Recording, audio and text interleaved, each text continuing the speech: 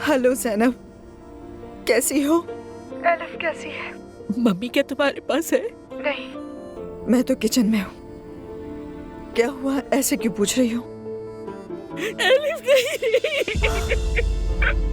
जैनब, जैनब क्या कह रही हो? ये कब हुआ और कैसे हुआ? माँ बनते हुए।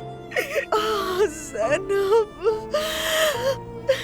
देखो अभी मम्मी से कुछ भी मत कहना। ठीक है, कल उन्हें लेकर इस्तांबुल आ जाना। शारिक यहाँ सारी कार्रवाई कर रहा है और हम कल तक पहुँच जाएंगे। मैं उन्हें खुद सामने बैठकर बताऊंगी।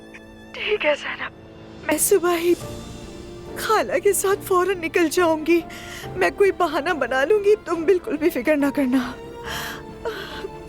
जैनब, बच्चा ठीक है। ओह, शुक्र खुदा का, शुक्र खुदा का। एलिफ जैसी दुनिया की खूबसूरत लड़की खुद चली गई, अपनी बेटी हमें सौंप गई। या अल्लाह, ये कैसा मामला है? ये कैसी बात है?